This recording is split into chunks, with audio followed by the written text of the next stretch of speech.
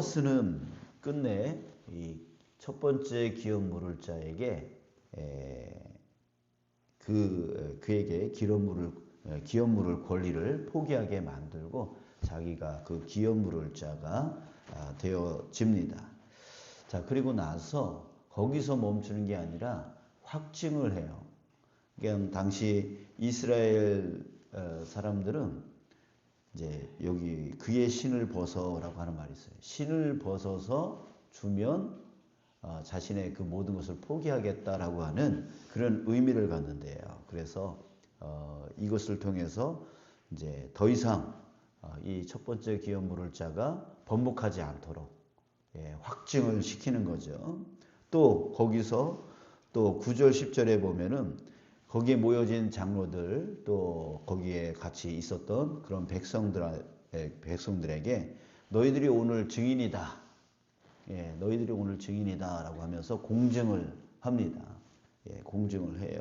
그래서 더 이상 이 사람이 개인적으로 아니야 내가 기업 물을 거야 라고 나중에 번복하더라도 사람들이 이제 공증을 함으로 인해서 너는 아니다 이제 라고 할 수 있을 정도로 자, 그렇게 이제 확증을 하고 공증까지 이제 그렇게 뒤처리를 해 놓는 것이죠. 자, 여러분, 보아스는 왜 이렇게까지 할까요? 사실 이게 보아스한테 좋은 게 없어요. 뭡니까? 지금 첫 번째 기업 물을 자가 포기한 이유가 뭐예요?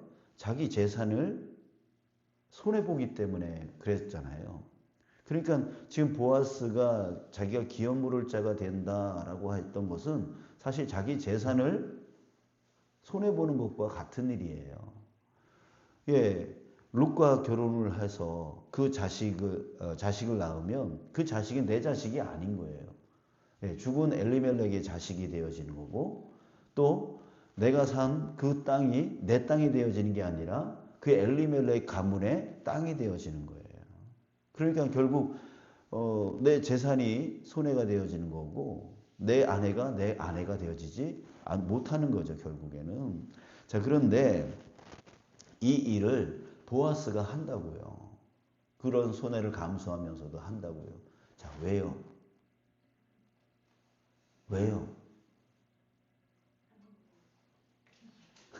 하나님, 뭔가 하나님을 끄집어 드리고 싶은데 마땅한 이유가 없죠.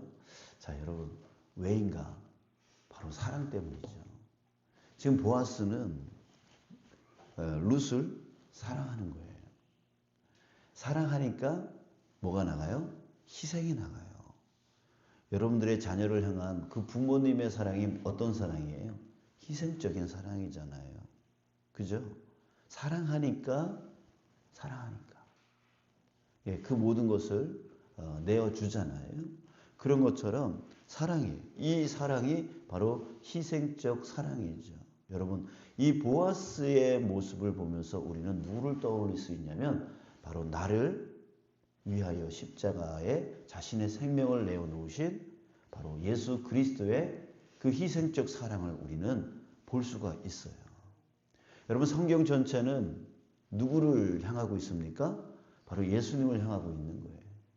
그래서 성경의 인물들을 보면서 우리는 누구를 떠오르게 되어지냐면 바로 예수님의 모습을 떠오르게 되어지는데 여러분, 우리 자신은 어떤 자입니까? 바로 룻과 같은 존재이죠. 이방인이에요. 하나님의 사랑을 절대 받을 수 없는 이방인이에요. 거기다가 가진 것이 없고 능력도 부족해요. 항상 연약해요. 그런데 내가 하나님의 사랑을 받을 자격도 없고 그런 소망도 없는 그런 존재인데 바로 예수님께서 나를 위하여 사랑을 베풀어 주십니다. 그래서 우리가 지금 하나님의 자녀가 되어 있는 거 아니겠습니까? 여러분, 그래요. 내가 무슨 능력이 있고 내가 무슨 자격이 있고 내가 무슨 그렇게 하나님의 사랑을 받을 만한 것이 있습니까? 전적으로 주님의 사랑인 거죠. 하나님의 사랑이고 바로 예수님의 사랑. 그 사랑 때문에 우리는 이 은혜를 누리며 살아가고 있는 거예요. 자, 여러분, 우리 주님의 사랑을 다시 한번 깨닫는 저와 여러분 우리가 되어지기를 축복합니다. 아멘. 자, 그렇다면 또 이런 보아스가 희생적 사랑을 지금 실천했는데, 이렇게 희생적 사랑을 실천하는 사람에게 하나님은 어떻게 할까요? 어떻게 할까요? 하나님은 아시죠? 하나님은 반드시 그 사랑에 대한 보상을 해 주신다는 거예요. 그러니까 오늘 본문에서 바로 그 말을 하고 있어요. 11절 12절에 보면 보아스의 그 희생적 사랑을 본 사람들이, 백성과 그 장로들이 바로 보아스에게 축복을 해줘요. 그 축복을 해주는데 그 내용을 보면 첫 번째 보면 11절의 중간 이후에 보면 여호와께서 내 집에 들어가는 여인으로, 바로 룻을 얘기하는데, 룻으로 이스라엘의 집을 세운 라헬과 레아 두 사람과 같게 하시고, 라헬과 레아는 바로 이스라엘, 야곱이 이스라엘 되잖아요. 그 이스라엘이 바로 그 국가가 되어지잖아요. 그러니까 그 부인 라헬과 레아는 뭐가 되어지는 거예요? 국모가 되어지는 거예요. 그죠? 국모가 되어지는 거예요. 그러니까 두 사람과, 라헬과 레아 두 사람과 같게 하시고, 바로 룻에 대한 축복을 얘기하시는데, 이방 여인이었던 룻이 바로 국모가 되어지길 원한다, 뭐 이런 뜻이에요. 그러니까 이방인인 룻에게 있어서 최고로 찬사를 받는 거죠. 최고로 축복을 받는 거죠. 이방 여자가 국모가 된대요. 이런 축복을 받게 돼요. 두 번째는 뭐냐면 내가 에브라스에서 유력하고 베들레헴에서 유명하게 하시기를 원하며, 자, 이렇게 축복합니다. 그러니까 에브라스에서 유력하고, 그러니까 권세가 있고, 베들레헴에서 유명하며 명예가 있는, 아주 존경받는 명문 가문이 되어질 것에 대한 축복입니다. 이건 보아스에 대한 축복이죠. 축복이에요.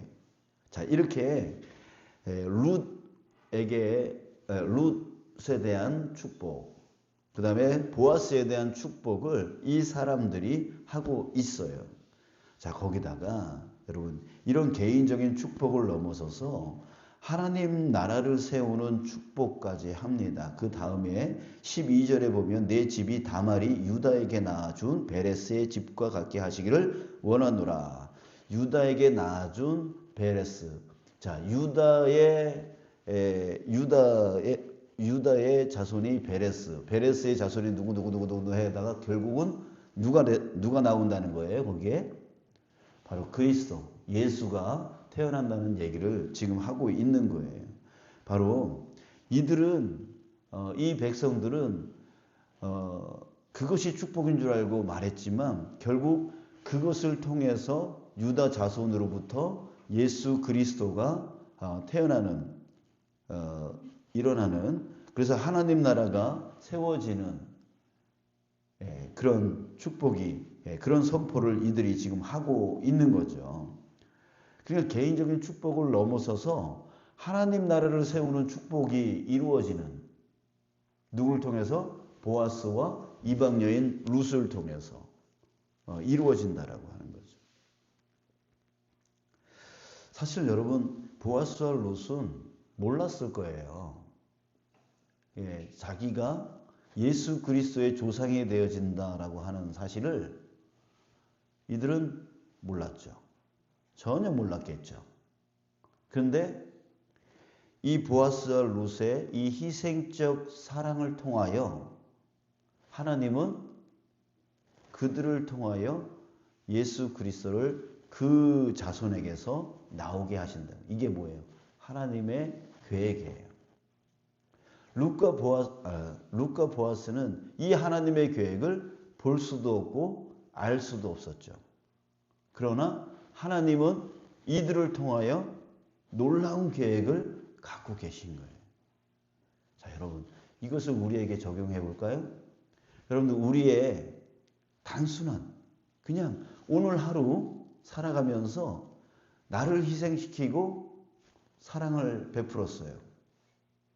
나의 자그마한 재정을 갖고 부족한 자에게 나눠주는 희생적 사랑을 했어요. 그러니까 예수님의 그 사랑을 내가 닮아서 그 사랑을 실천했단 말이에요.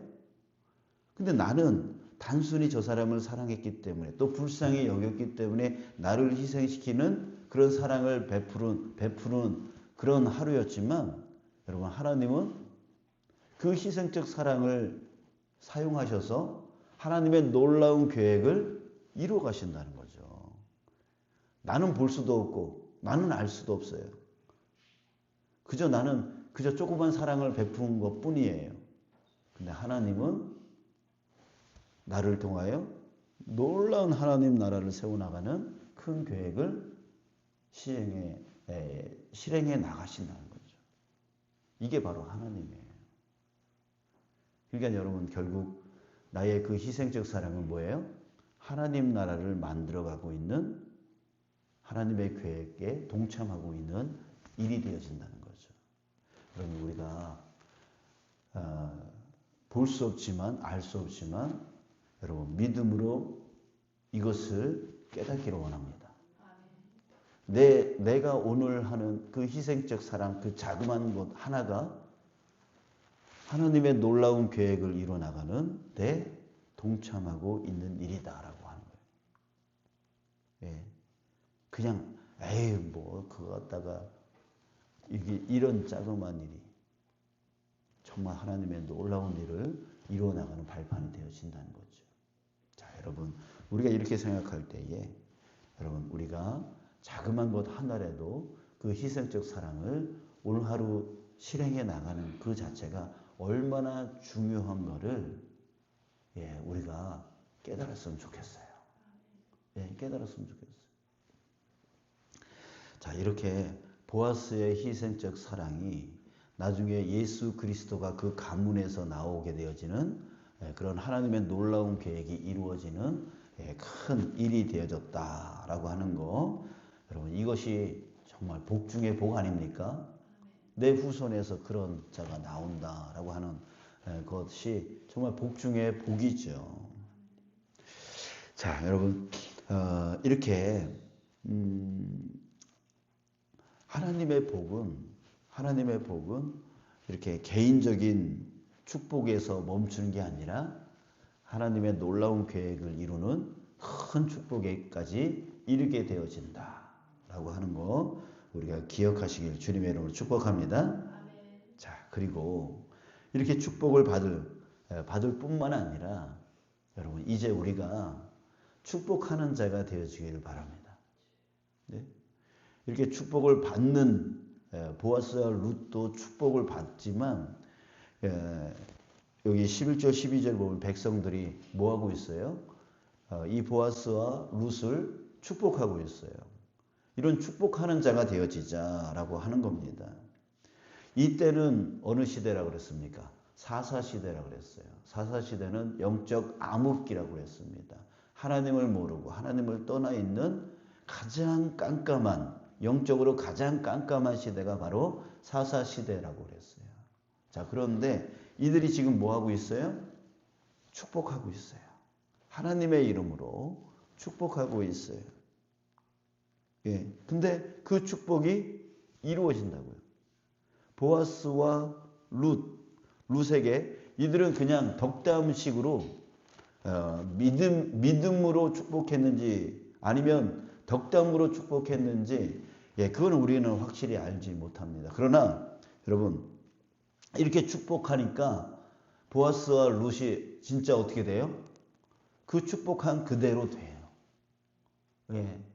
룻은 정말 그 예수 그리스도의 계보에 이방 여자였음에도 불구하고 예수 그리스도의 그 계보 안에 들어가는 그런 정통 유대인이 되어지고요. 그 다음에 보아스는 가장 유력하고 가장 존경받는 그런 당대의 최고의 사람이 되어지고요. 그리고 결국 그의 자손에게서 다윗이 나오고 그의 자손에게서 예수 그리스도가 나와요. 이스라엘의 진정한 왕이 나오고 세상 우주 만물의 진정한 왕이 그 자손에게서 나온다고. 그러니까 이 백성들이 보아스와 룻을 축복한 그대로 이루어지더라고요. 여러분 우리가 축복할 때 그 축복이 이루어진다는 거예요. 이루어진다. 여러분 여기서 우리 이 말씀을 생각할 수 있어요. 민수기 14장 28절 말씀. 너희 말이 내 귀에 들린 대로 내가 행하리라. 하나님의 역사가 볼 수가 있어요.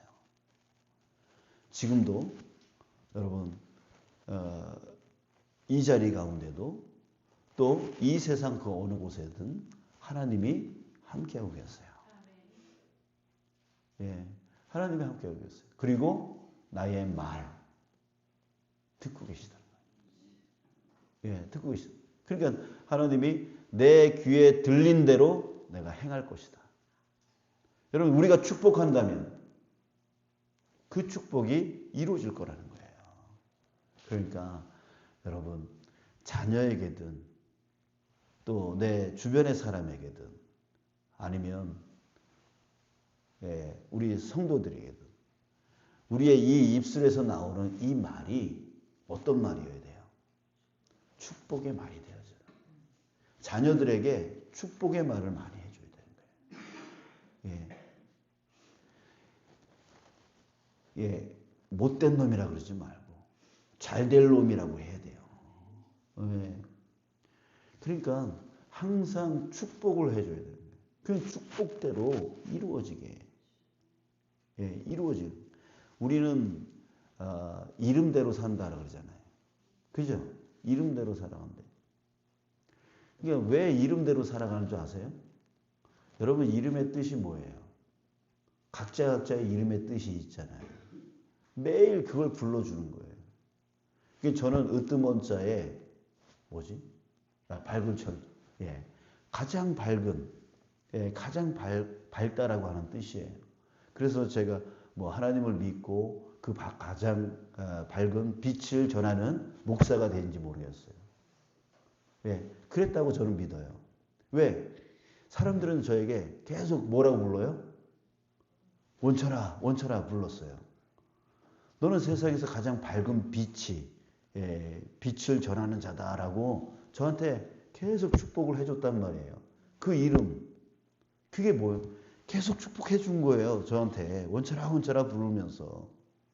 그 이름의 뜻이 저한테 임하게 되어지는 거죠. 그래서 제가 이렇게 목사가 돼서 빛을 전하는 자가 되어진 거잖아요.